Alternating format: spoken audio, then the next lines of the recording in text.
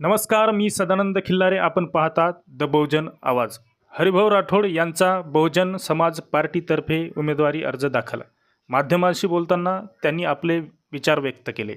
BJP, सेना, काँग्रेस, राष्ट्रवादी सगळ्यांना बघितलंय. आता आपल्या महाराष्ट्रामध्ये एक नवीन परिवर्तन येऊ पाहत आहे. बहुजन महासंघाचा पहिला खासदार हरिभाऊ राठोड जिंदाबाद. तुम्हाला काँग्रेस, भाजप, शिवसेना अशा वेगवेगळ्या पक्षांची ऑफर आहे. वेगवेगळ्या पक्षांनी आपल्याकडे उमेदवारीसाठी आग्रह धरला होता, परंतु आपण मग बीएसपीच का निवडलं? कारण परिवर्तन कुठल्याही पक्षात मी राऊंड करू शकत नाही. मी कोणाच्या तरी अंडरमध्ये मला काम करावं लागेल आणि त्यामुळे हा जो पक्ष आहे याच्यामध्ये स्पेस आहे, काम करण्याची खूप संधी आहे. याच्यामध्ये आजपर्यंत जरी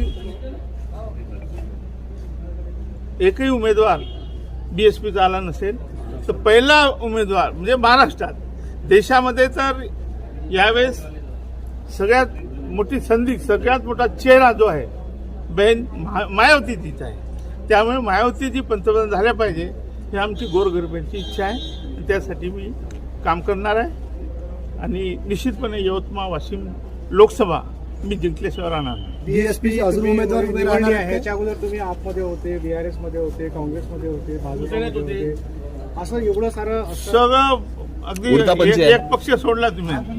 महासंघाचा मी फाउंडर मेंबर आहे. त्यामुळे बहुजन महासंघापासून सुरुवात झाली. नंतर मी बीजेपी, काँग्रेस, नंतर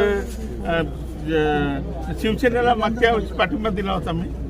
परंतु हे तुम्ही सांगता त्यामुळे सगळे पक्ष झाले.